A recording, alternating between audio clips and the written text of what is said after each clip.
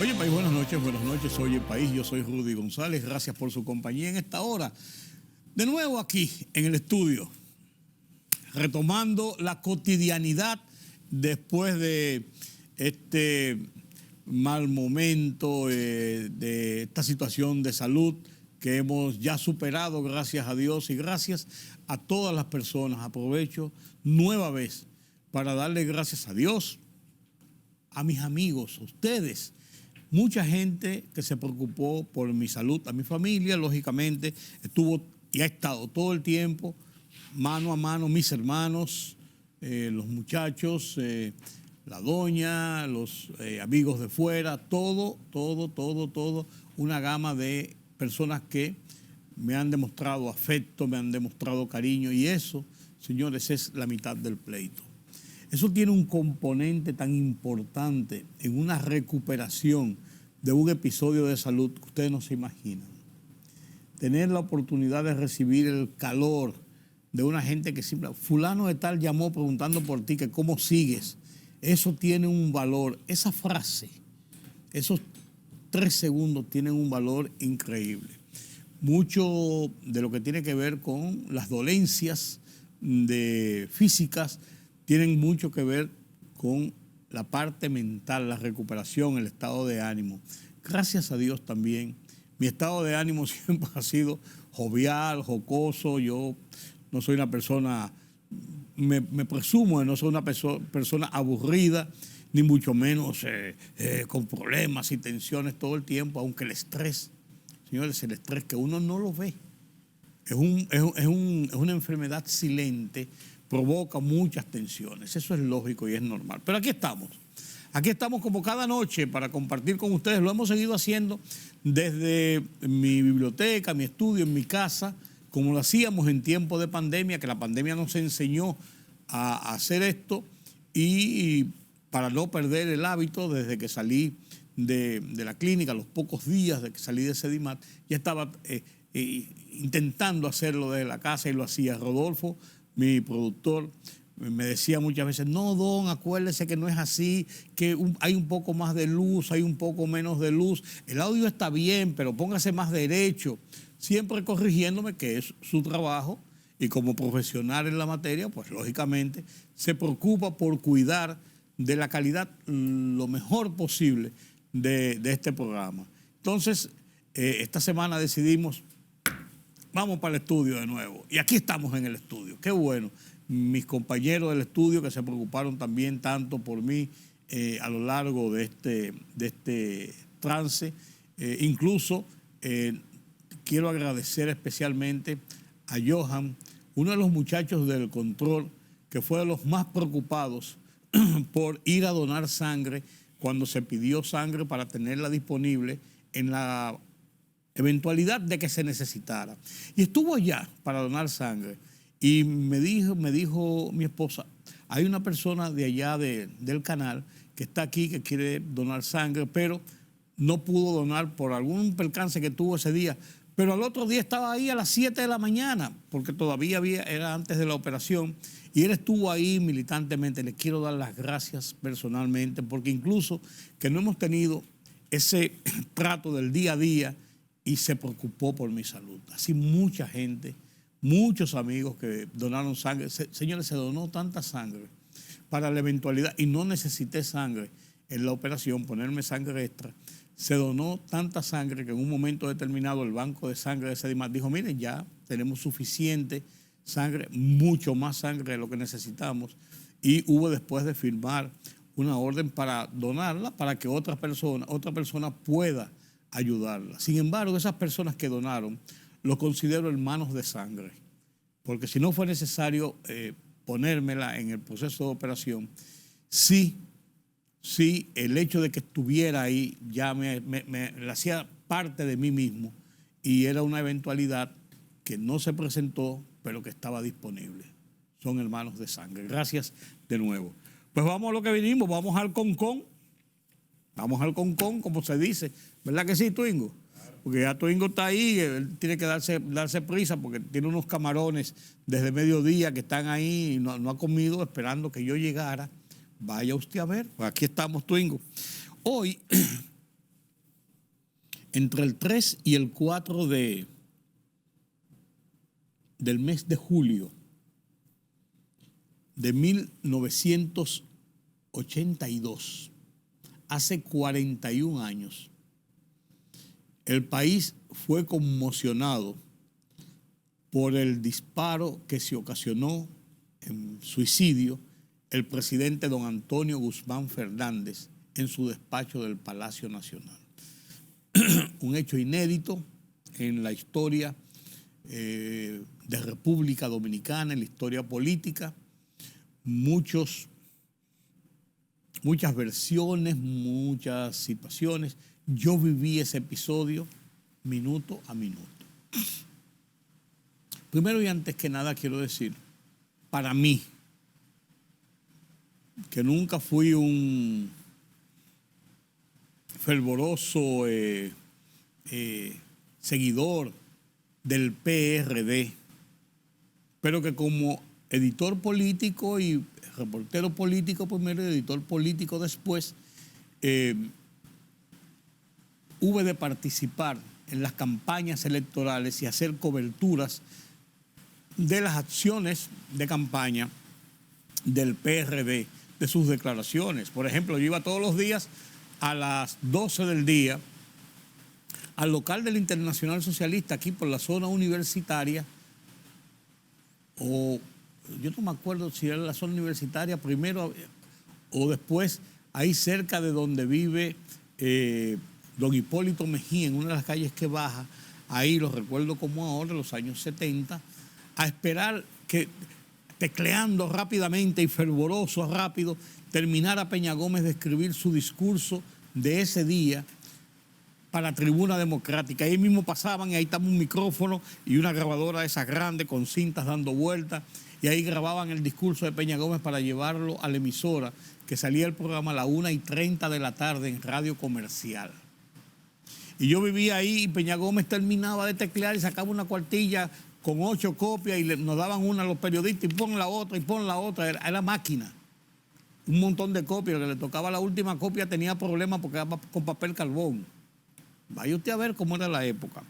Y ahí hicimos Peña y yo una relación, y tenía una relación después con Salvador Jorge Blanco, por ejemplo, cuando él, primero como político, y después de eso cuando estuvo en el Senado 4 años, yo era el jefe de la cobertura del Senado en esa época para el periódico El Caribe. Durante 12 años cubrí el Senado como la fuente principal política del país para esa época. Y ahí hicimos una relación de amistad, principalmente con doña Cela, que tenía un trato más cordial que Jorge Blanco. Jorge Blanco no era un hombre cordial, pero un hombre muy duro, muy recio, no era de buenas pulgas, en mi juicio. Después de eso conocí bien, bueno, Jacobo Magluta y yo hicimos una relación de amistad muy buena hasta incluso su muerte. La gente decía, Peña Gómez decía que yo era maglutista, y lo decía también Jorge Blanco, que yo era maglutista, porque Magluta era otro tipo de persona. Hicimos una relación y una amistad muy buena hasta el final. Incluso su principal asistente, o uno de sus principales asistentes, porque también estaba Stormy Reynoso, había muchos, era Orlando Gil. Orlando Gil y yo éramos hermanos, por así decirlo. Y entonces la relación era muy buena. Pues les cuento esto para decir cuál era mi relación con don Antonio Guzmán. Yo considero que el mejor presidente, vamos a decir uno de los mejores presidentes, para no ser tan absolutista, que ha tenido el país post-dictadura, se llama Antonio Guzmán Fernández. Yo cubrí junto con Marino Mendoza, recuerdo como hoy, las campañas electorales del Acuerdo de Santiago, 1974, por todo el país. A mí me asignaron a cubrir la campaña para el periódico El Caribe, Marino Mendoza lo hacía para el Listín Diario. Después, en el 78, lo mismo, yo estaba a cargo de la campaña electoral del PRD, y ahí ganó don Antonio Guzmán. Teníamos una relación, amistad, me tenía un afecto entrañable, Fui a su casa, Santiago, muchas veces. Recuerdo aquella anécdota el día que íbamos a salir en caravana, me acuerdo, para Constanza, que terminó en un tiroteo a la 1 de la mañana. Salíamos en caravana junto con los candidatos presidenciales y ahí íbamos, Marino Mendoza y yo precisamente. Y cuando llegamos a la casa por la mañana, a las 8 de la mañana, para salir la caravana, don Antonio estaba allí con un pantalón caqui, lo recuerdo como ahora, con unas pantuflas y una camiseta. Estaba muy molesto. ¿Por qué ustedes llegaron a esta hora? Caramba, lo estoy esperando para desayunar. Don Antonio, nosotros estábamos hospedados ahí cerca de su casa, estábamos hospedados ahí en el Matún y ya nosotros desayunamos. Pero ¿cómo va a ser que ustedes desayunaron? Si yo estoy esperándolos, si ustedes son parte de esta caravana porque ustedes son los que reportan lo que está pasando. Don Antonio, nuestras excusas por esto. No, que eso no vuelva a pasar. Ustedes desayunan conmigo por la mañana, almuerzan conmigo y cenan conmigo cuando estamos en estas caravanas porque ustedes conforman parte, aunque no son del partido ni de la campaña, pues son parte de esta caravana. Y eso yo quiero que quede claro, con personalidad de familia. Y doña René fue, me acuerdo como él, sí, Antonio, no hay problema, los muchachos van a venir, es que no sabían. Él había dado órdenes de que le dijeran que tan pronto se levantaban, cogieran para la casa para desayunar todos juntos y salir juntos. No dio la orden a alguien, se le olvidó mandarle a decir a los muchachos de la prensa que estábamos en el Matún y nosotros nos levantamos, desayunamos en el restaurante del hotel y de ahí cogimos para la casa. Pero ese era don Antonio, un hombre que se preocupaba por los detalles. Y así hicimos una relación. Recuerdo una noche siendo presidente, que había una situación y había una reunión del Comité Ejecutivo Nacional del PRD en la segunda planta del local del PRD en la avenida Bolívar. Y yo estaba allí como periodista, eran las 10 de la noche, esas reuniones comenzaban a las 8 de la noche, eso terminaba a cualquier hora en la madrugada, no importaba. Y llegó don Antonio Guzmán. Nadie sabía que don Antonio iba a ir, pero él era miembro del comité político, Comité Ejecutivo Nacional del PRD, y llegó, subió acompañado de 2 personas solamente, 2 de su gente de seguridad, pam. Y cuando venía caminando por el pasillo hacia el salón del fondo donde se reunía el comité político, eran 20 personas, 25 personas, o hasta menos, yo no recuerdo. En el pasillo, don Antonio me alcanza a ver y yo me pego al lado de él. Mire, don Antonio, y le comienzo a preguntar algo, me hizo así, me puso la mano y me dijo, déjame ir a la reunión, hazte de cuenta que tú no me viste aquí para entrevistarme, tú lo consignas, pero déjame ir a la reunión, que yo tengo interés en participar en esta reunión. No cites eso. Pero la forma de decirlo era la forma como de un padre hablándole a un hijo. Yo era muy joven, él era ya un hombre de edad, yo era muy joven y lo viví, me llegó. Era la forma de su comunicación con mucha gente, con alguna gente, conmigo. Lo hacía así. Y así fue la relación con don Antonio Guzmán. La noche de su suicidio, yo acababa de llegar al país de mis vacaciones de verano y me fueron a buscar a mi casa a las 12 de la noche de parte del director del Caribe, don Germán Ornes, que fuera a Palacio que algo estaba ocurriendo. Y allí llegué precisamente junto con don Rafael Herrera y viví todo el trance de esa noche con una situación muy tensa, con muchas cosas que anotar, con muchas cosas que seguir. Y recuerdo esto y estoy relatando ese episodio pe a pa, como se dice en mi libro Prensa versus Poder, 60 años de democracia, que está listo en 1 o 2 semanas, 3 semanas para salir. Entiendo. Pero quiero detenerme en lo que he visto publicado en la prensa, en la fecha y en fechas anteriores sobre el suicidio de don Antonio Guzmán, de quien tengo, vuelvo y digo, unos recuerdos personales imperecederos, pero también sobre el que tengo la mejor visión de un gobernante, de un jefe de Estado, de un hombre sencillo, abierto, con el mejor deseo de gobernar, de echar para adelante al país, incluso en uno de los momentos difíciles del proceso de la democracia, todavía en Guerra Fría, y frente a un gobierno y frente a un gobernante como Joaquín Balaguer, que llevaba ya 12 años en el poder, con un aparato militar recio, duro. Cambiar todo aquello era muy complejo y muy difícil. Por eso se tejieron las versiones de que don Antonio había sido asesinado en principio, después se comprobó que se había suicidado, porque decían que el disparo lo tenía detrás de la oreja, aquí pegado, del lado derecho, y él era zurdo, pero tenía un cabrestillo en cierto modo porque se había dislocado el hombro en una caída que se había dado en la fragata Mella cuando iba hacia Barahona, llegando a Barahona, a participar o a inaugurar unos Juegos Nacionales. También se hablaba de que él temía ser perseguido por asuntos de corrupción, principalmente su familia. Hay muchas versiones, muchas conjeturas. Yo me quedo con esta versión. Memorias de un cortesano de la era de Trujillo, Joaquín Balaguer.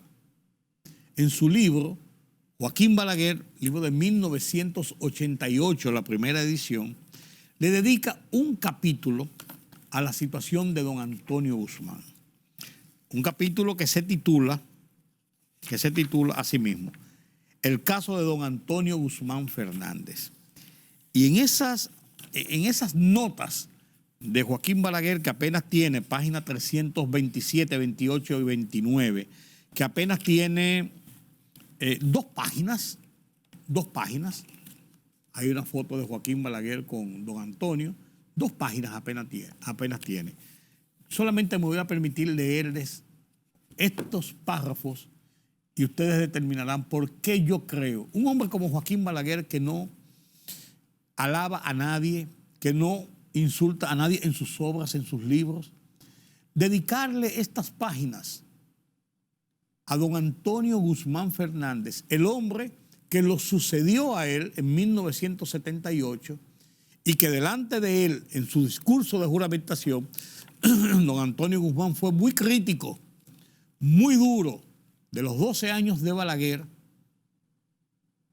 muy duro, muy crítico, que incluso mucha gente dijo, estas amarras se rompieron y habrá una oposición muy dura, muy tajante, muy seria. Y después las primeras medidas de don Antonio Guzmán, desmantelando el aparato militar de Joaquín Balaguer, dictando decretos y leyes de amnistía general, sacar los presos de la cárcel, de presos políticos, la apertura para que regresaran los exiliados y muchas otras cosas que se atribuían directamente al gobierno de Balaguer, entendieron que esto era un puente roto. Sin embargo, Joaquín Balaguer escribe lo siguiente: es sabido que el presidente Guzmán fue víctima, en los días que precedieron a su suicidio, de un desequilibrio emocional que adquirió finalmente en él carácter de crisis depresiva. Dice Joaquín Balaguer, sus memorias de un cortesano. La noche en que se quitó la vida con su propia pistola, había hecho comparecer a su presencia al secretario de las Fuerzas Armadas, Mario Inver MacGregor, sin justificación aparente.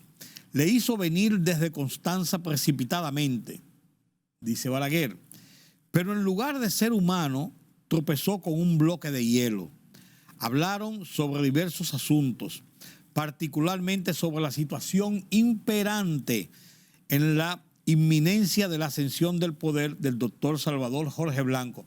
Ya Jorge Blanco había ganado las elecciones de 1982, el 16 de mayo, y esto ocurre en el mes de julio, faltando 43 días para para que don Antonio saliera del poder y asumiera Salvador Jorge Blanco, un hombre de su propio partido, pero adverso totalmente dentro de la lucha de tendencias a don Antonio Guzmán. Pero el mandatario no encontró, al parecer, la respuesta que esperaba por parte del titular de los institutos castrenses. Es posible que el secretario Humberto McGregor no acertara a medir la intención del presidente Guzmán.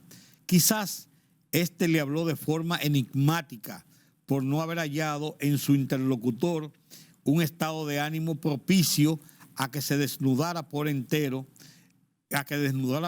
su pensamiento. Pocos minutos después de haber abandonado el despacho del presidente, el secretario de las Fuerzas Armadas, don Antonio penetró a la habitación del Palacio Nacional improvisada para que sirviera de barbería presidencial y se hizo inesperadamente en la sien el disparo que le arrebató la vida. Y aquí dice Joaquín Balaguer lo siguiente, en este libro, Memorias de un cortesano. Memorias de Joaquín Balaguer, un hombre enigmático que no atribuía cosas que no tuvieran un sentido. Dice Joaquín Balaguer: creo firmemente que el presidente Guzmán tomó esa decisión porque temió que el ascenso al poder del doctor Salvador Jorge Blanco lo expusiera a actos de falta de compañerismo semejantes a lo que fue propuesto contra el profesor Juan Bosch, sobre una historia que dice Balaguer en este mismo libro que le narró don Antonio Guzmán sobre lo que hizo Salvador Jorge Blanco, lo que le narró Antonio Guzmán sobre lo que hizo Salvador Jorge Blanco contra el profesor Juan Bosch. Antonio Guzmán demostró durante los años que ejerció la presidencia de la República y durante el tormentoso periodo en que negoció la crisis desencadenada por la Guerra Civil de 1965, que no era capaz de claudicar ante las más duras contingencias del avatar político ni de rendirse a ningún obstáculo, por grande que fuera o por ominoso que se presentara ante sus ojos.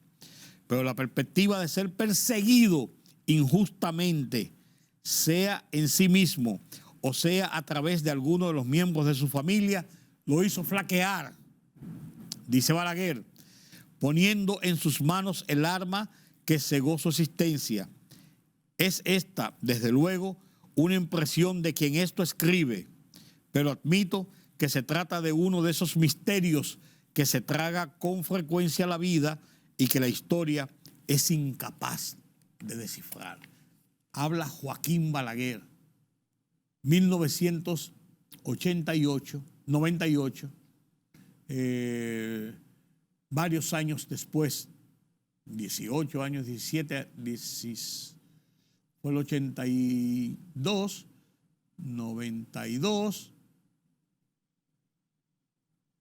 16 años después del suicidio de don Antonio Guzmán, el hombre que era su adversario político, y habla de esta forma de ese hombre.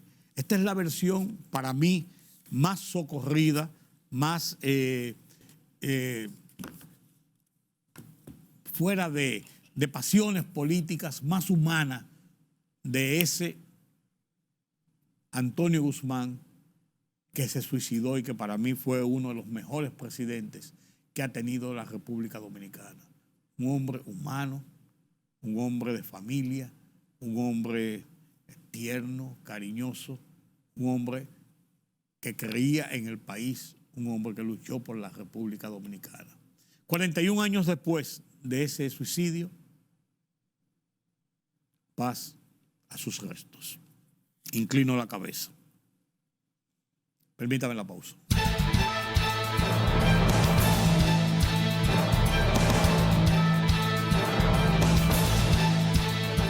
Con un presupuesto de 201 millones, el gobierno inició un nuevo censo nacional de bienes inmuebles del Estado Dominicano, cuyos resultados ofrecerán una comprensión del patrimonio tangible e intangible del país.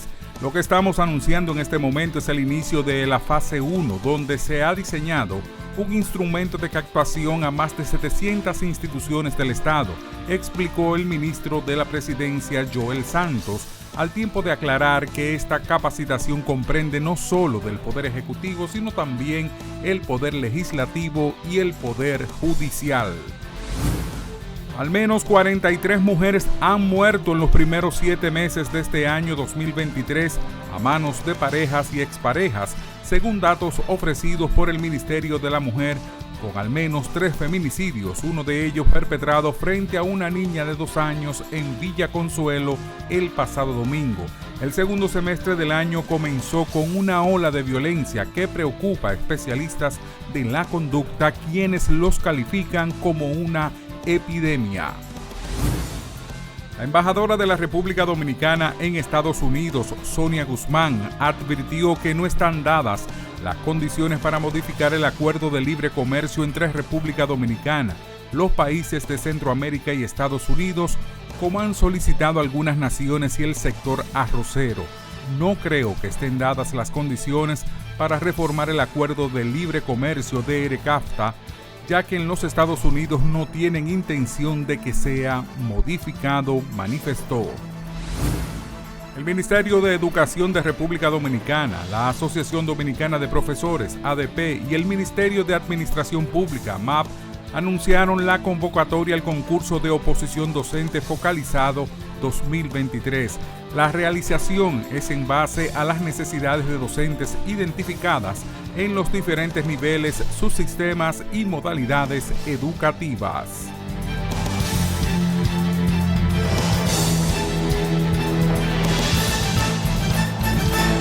La libertad solo reside en los estados en los que el pueblo tiene el poder absoluto. Por el respeto a los valores democráticos y la dignidad del pueblo dominicano, el rumbo de la tarde, plural, objetivo, comprometido siempre con la verdad. Con Georgie Rodríguez, Rudy González y Ramón Colombo. Los poderosos ya están en el aire.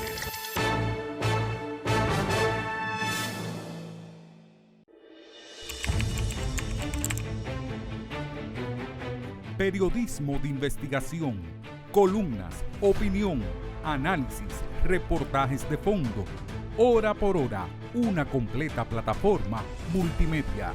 Periodismo con valor. Noticias horaporhora.com.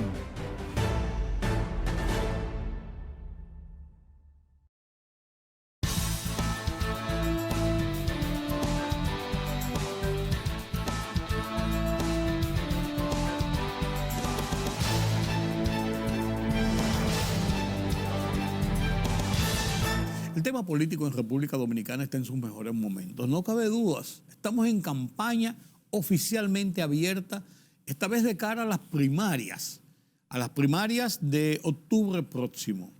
Y los partidos, especialmente los grandes partidos del sistema, PRM, PLD, Fuerza del Pueblo, PRD, los 4 partidos en el capítulo de partidos grandes del sistema,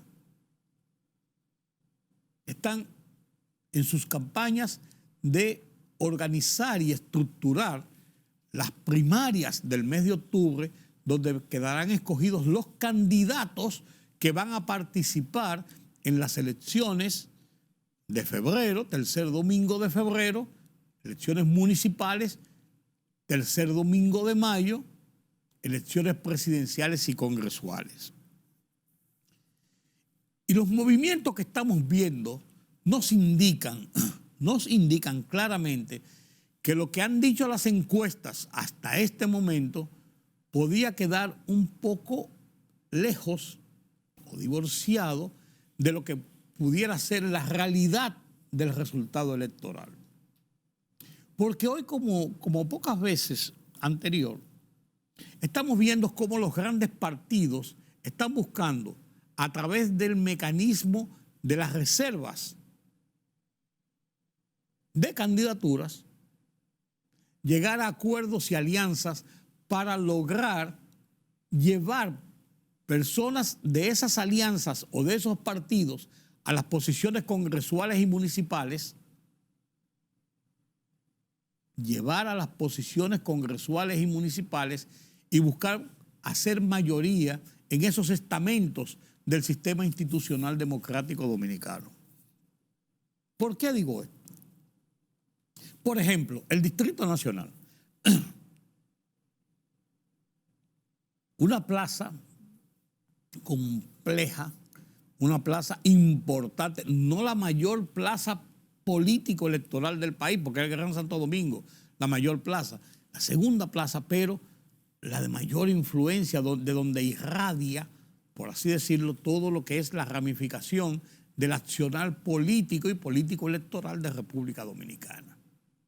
Mire, Alfredo Pacheco había dicho hace meses ya que su misión, su vida política legislativa concluía en este periodo. A partir de terminar este cuatrienio en que él vuelve a ser diputado y ahora 4 años en la Cámara de Diputados, presidiendo la Cámara de Diputados, que él terminaba. Pero Pacheco, ¿y usted no va a aspirar por lo menos a senador? No, yo termino mi labor legislativa.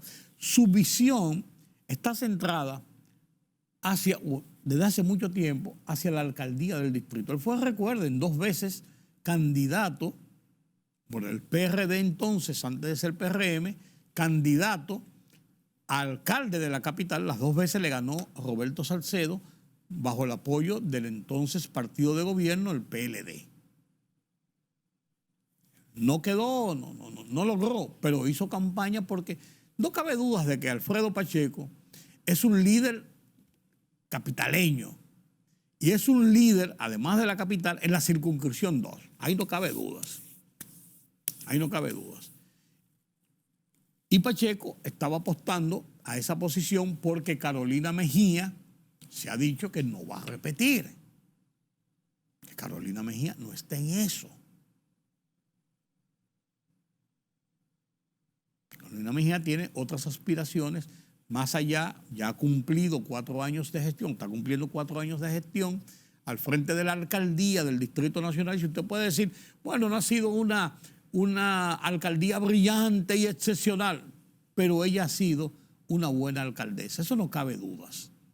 Y la alcaldía del Distrito Nacional ha hecho dentro del marco de lo posible, con los presupuestos que recibe, con la anarquía que se ha expandido la capital dominicana en muchos aspectos, ella ha hecho una buena gestión. Eso no cabe dudas. Bien. Pero ella no estaba en eso. Su papá lo ha dicho, nada más y nada menos que el presidente Hipólito Mejía. O sea, que es una autoridad dentro del partido y una autoridad política a nivel nacional. O sea, no están en eso los Mejía. Sin embargo, no se ha definido qué va a pasar con la plaza. Se han hecho muchas especulaciones y esto y lo otro. Farideh Raful, desde lo interno propio del PRM, han dicho que Farideh Raful no va a repetir, que no puede repetir, que no puede ser la candidata, que ella su gestión no ha sido buena, y desde la oposición la han bombardeado muchísimo. Y todo el mundo, o mucha gente, entendía que Farideh Raful no estaba en el juego de ser nueva vez candidata a senadora del Distrito Nacional. Se había quedado ahí, ni sí, ni no, ni tampoco. De buenas a primeras cambia en 24 horas todo el escenario. Alfredo Pacheco se inscribe como candidato a diputado para las primarias. Un procedimiento que tiene que hacer previo. Y lógicamente dice, yo soy un hombre del partido, el partido me necesita en la candidatura a diputado y yo vuelvo a ser candidato a diputado. Y lógicamente va a salir diputado, eso no cabe dudas. En las 2 de las 5 o 6 plazas que hay en la circunscripción número 2, Pacheco ganó de calle, él es un líder ahí. Y si gana es posible que siga siendo presidente de la Cámara. ¿Qué pasó? El partido le ha dicho a Pacheco, necesitamos fortalecer la circunscripción 2 con su candidatura. No cabe dudas. Pacheco acepta. Farideh Raful se inscribió como aspirante a la candidatura de senadora.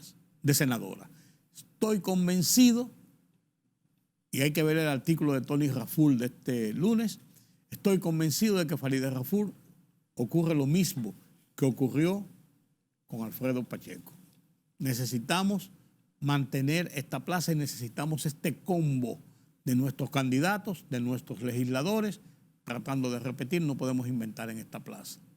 Y estoy casi convencido de que en los próximos días pasará lo mismo con Carolina Mejía, secretaria general del partido.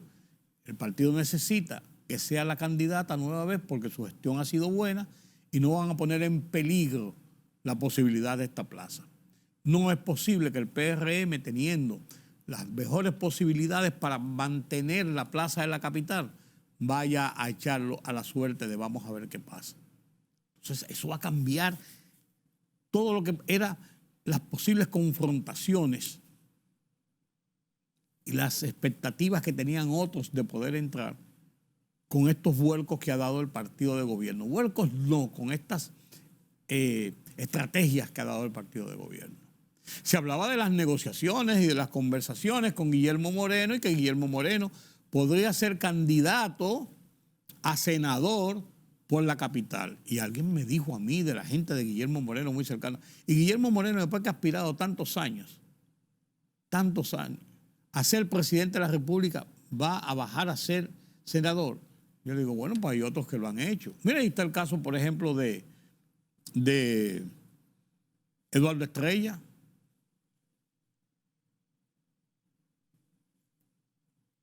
Y hay yo aquí. Parece que hay otras negociaciones y otros posibles acuerdos y no se descarta, no ha pasado nada todavía, pero parece que por ahí andan las cosas. En Santiago la situación sigue muy cerrada, muy seria, muy discutida en el partido de gobierno y en el propio PLD, de quiénes serán los candidatos a alcalde, de quiénes serán los candidatos a senador. Se reservaron también esa plaza y se habla de que el PRM podría repetir con Eduardo Estrella, que le ha servido al gobierno de una forma como si fuera más PRDista que Ignacio Paliza. Un hombre fiel totalmente. Y así tenía que ser, es su aliado. Pero hay gente que dice que hasta más de la cuenta al partido de gobierno. ¿Y qué vamos a hacer con Ulises Rodríguez? Que en las encuestas sale casi con un 40% de la favorabilidad de los PRMistas. Tendrá que mantenerse siendo simplemente no, siendo un funcionario de gobierno y no un funcionario electo. Y así hay otros casos. Se había hablado de un posible acuerdo en un momento determinado con otros dirigentes de la propia oposición, pero eso se ha quedado ahí en el aire más o menos. Se habla de que 4 senadores están interesados en hacer acuerdos para ser candidatos, senadores actuales y ex senadores, para ser candidatos por el PRM y así ayudar a consolidar posiciones electorales en varios puntos del interior. Senadores que se lo arrancarían a la oposición. Entonces ahí se está viendo una serie de movimientos que uno no sabe dónde pueden. Por ejemplo, Iván Silva, actual senador del PRM por La Romana, se fue del PRM y volvió a su casa original. A su casa original. El PRD se juramentó con Miguel Vargas. Y como el PRD se está manejando con una posible alianza con la Fuerza del Pueblo, es posible que Iván garantice ser el candidato de esa coalición, pues de la Fuerza del Pueblo principalmente, en La Romana, para tratar de repetir en la posición. Entonces, acuerdos de esta naturaleza podrían cambiar lo que en principio las encuestas decían, este es el camino, este es el camino, este es el camino, estos son los posicionamientos, la gente cree en el partido tal por esto, en el partido tal por esto, en el partido tal por esto, en los candidatos por esto y por esto. Y se barajan más los candidatos presidenciales, que están claramente definidos: Abel Martínez por el PLD, Leonel Fernández por la Fuerza del Pueblo y Luis Abinader por el PRM. Todo tiene que ser ratificado por las convenciones. Luis Abinader ha dicho que hasta el 17 de agosto él tiene para tomar una decisión y inscribir una candidatura, porque hasta esa fecha puede inscribir la candidatura para las primarias, los candidatos presidenciales. Entonces, pero eso se da como un hecho. Uno no sabe las circunstancias, a final de cuentas, si hay variante, pero lo del PLD se ve como un hecho, en definitivo ellos lo escogieron, y lo de la Fuerza del Pueblo no tiene discusión porque no hay otro candidato. Además, esa fuerza se ha creado en el entorno de una candidatura presidencial del presidente Leonel Fernández. O sea, qué interesante este panorama, este ambiente de la política. Y mientras siga la política desarrollándose en esta suerte de negociaciones, alianzas, discusiones internas y externas, pero de una forma civilizada, yo creo que estamos fortaleciendo nuestro sistema democrático. Que yo le había dicho aquí hace unos meses, un par de meses, lo que había dicho la encuesta Gallup, que a mí me alteró, o sea, me alteró el ánimo. Incluso lo escribí también en una de mis columnas en Listín Diario, donde yo he planteado que esos resultados que arrojó esa encuesta sobre el nivel de confianza y de expectativas que tienen los dominicanos sobre el sistema democrático y su evaluación sobre el sistema de partidos era preocupante. Era preocupante porque, bien que mal, con virtudes y defectos, el sistema de partidos de República Dominicana, es la plataforma en que se basan los procesos electorales que hasta ahora han sido la base del sostenimiento del sistema institucional que desde 1962, después de la muerte de Trujillo, incluyendo el golpe de Estado, incluyendo la revuelta civil, los gobiernos de facto, a partir de 1966 y con sus tensiones en cada proceso, ha logrado sobrepasar y mantener un estado de vigencia de que el sistema de votación para la elección de candidatos, para la elección de autoridades municipales, legislativas y presidencial, es lo idóneo en un país como este que se precia de democrático. Con su democracia, la dominicana, con lo que usted quiera, pero es así. Y así ha funcionado hasta este momento. Permítame la pausa.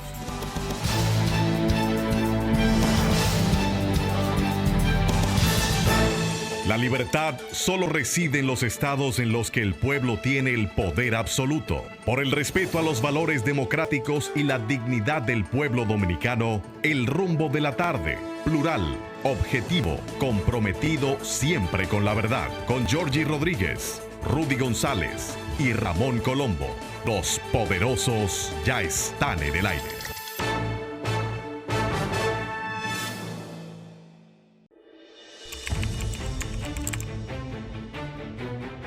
Periodismo de investigación, columnas, opinión, análisis, reportajes de fondo. Hora por hora, una completa plataforma multimedia. Periodismo con valor. Noticias horaporhora.com.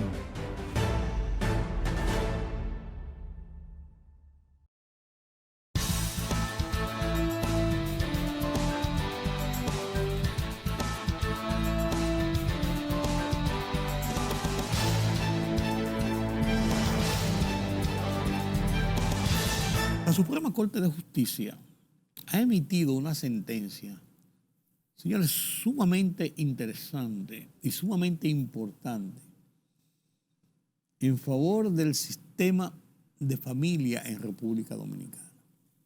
Y es esa sentencia que establece que el padre que cría es el padre real.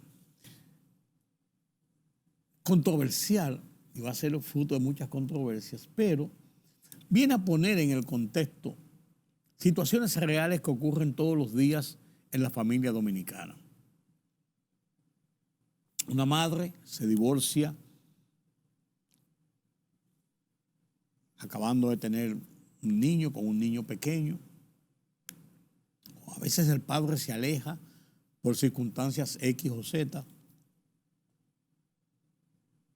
Ni se ocupa del hijo a veces. La madre vuelve y casa. Se casa, o en tal caso, de el primer embarazo no era ni siquiera con un matrimonio, sino una unión en pareja. Pues la madre viene y casa. Y el nuevo esposo, la nueva pareja, se encarga de criar a ese hijo. O a esos hijos muchas veces. 8, 10, 12, 15 años en el afecto. Su hijo lo ha criado, lo ha formado, con virtudes y defectos. Después un día, el padre biológico se presenta, reclama la paternidad de ese hijo, o por muchos años se ha mantenido alejado, pues hasta mantiene un sistema de chantaje de que él es el padre, de que él tiene derechos que lo adquiere pura y simplemente por ser el padre biológico, no por el padre que ha formado parte de un hogar para subir al niño y hacerlo crecer. Entonces eso es muy interesante, porque que el ADN establece que él es el padre y hay exigencias y a veces hasta chantaje con la propia madre, muchas veces a quien denigran y todo esto para tratar de presionar. Entonces la Suprema ha puesto, ¿dónde está esta disyuntiva?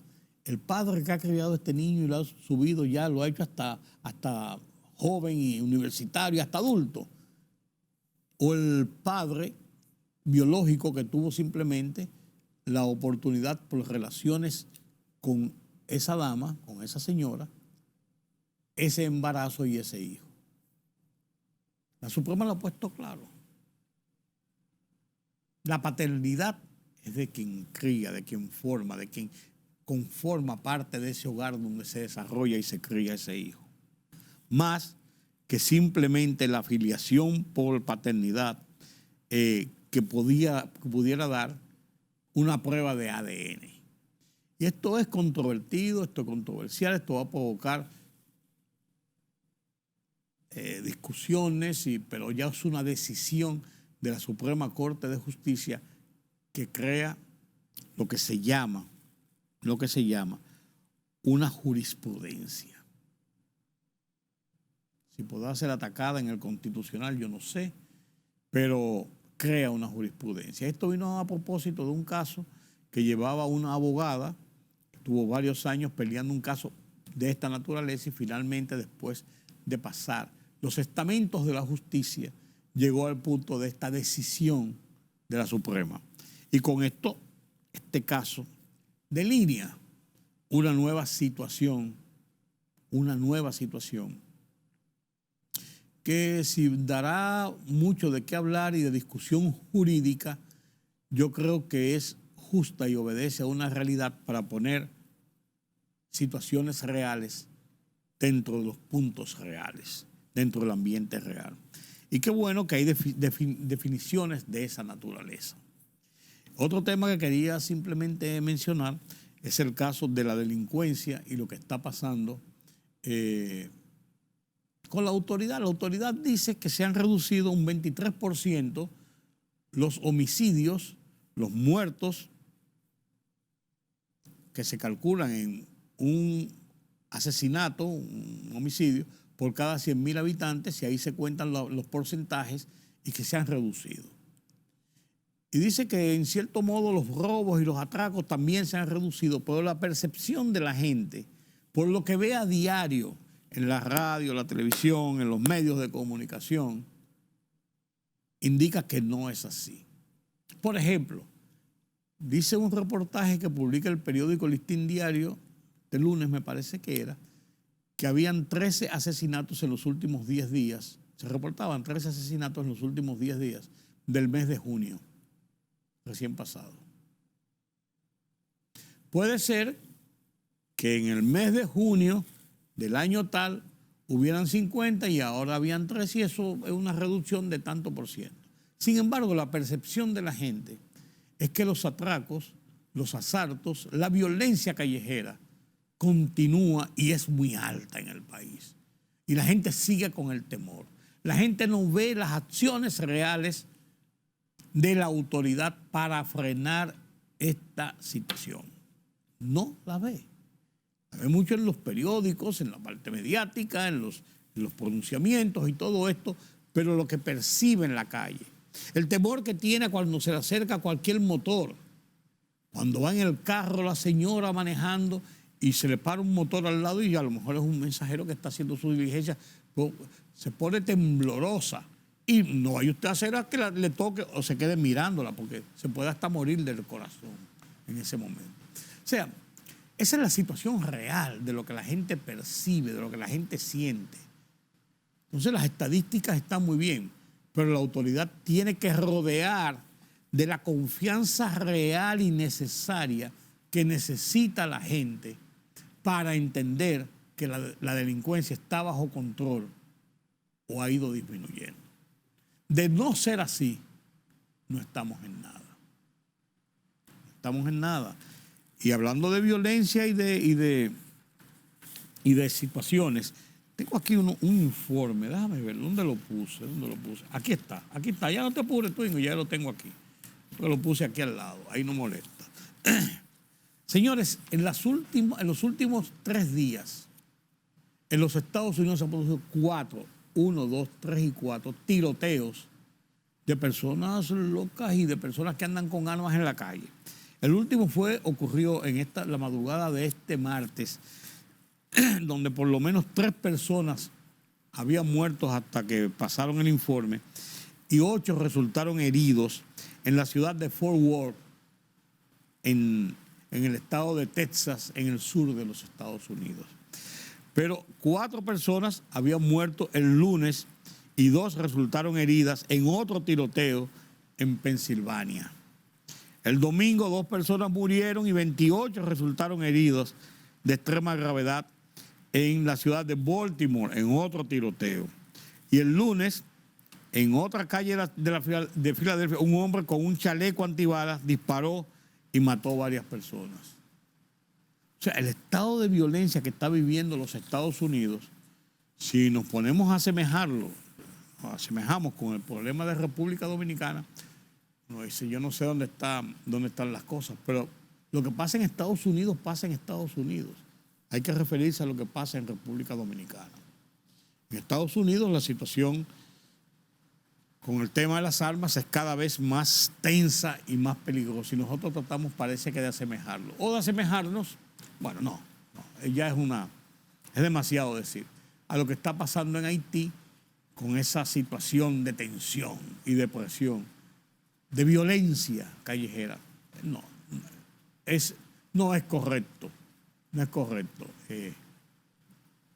sumarlo.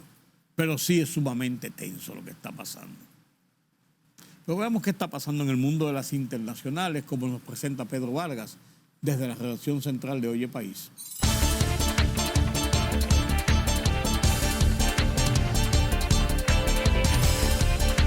Un tiroteo en la ciudad de Filadelfia, en el norte de Estados Unidos, dejó al menos 4 muertos y 8 heridos, según informaron medios locales. El sospechoso, un hombre armado con un rifle y una pistola y vestido con un chaleco antibalas, ya fue detenido por las autoridades, indicaron varios medios. Arrancó la cumbre presidencial del Mercado Común del Sur, Mercosur, que liderará el presidente argentino Alberto Fernández, quien se reunirá con sus homólogos de Uruguay, Luis Lacalle, Paraguay, Mario Abdo Benítez, y de Brasil, Luis Ignacio Lula da Silva. El plato fuerte arrancó a partir de las 10:30 de la mañana, hora local, con la cumbre presidencial. La foto de este encuentro no volverá a repetirse. Fernández habrá terminado su mandato para la próxima cita y no aspira a la reelección. mientras que Abdo Benítez entregará la presidencia este mes que viene al recién electo Santiago Peña, por lo que ambos estarán presentes, mientras que Lula vuelve a esta cita después de haber estado 13 años fuera del gobierno. El presidente de Rusia, Vladimir Putin, ha advertido durante su intervención por videoconferencia en la cumbre de la Organización de Cooperación de Shanghái que la acumulación descontrolada de deudas por parte de los países desarrollados podría provocar una crisis económica mundial. Al menos 72 personas fueron detenidas en la 7ª noche consecutiva de disturbios en Francia, que registró menos episodios de violencia en una tendencia que viene confirmándose desde el fin de semana. La cifra de arrestos de la noche del lunes al martes comunicada por el gobierno, que no ha señalado por el momento incidentes de gravedad, son netamente inferiores a los 157 de la precedente y a los 400 en la del sábado al domingo.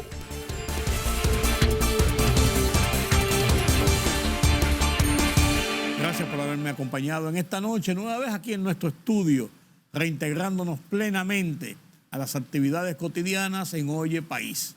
Gracias por acompañarme, gracias por su solidaridad. Eternamente agradecido.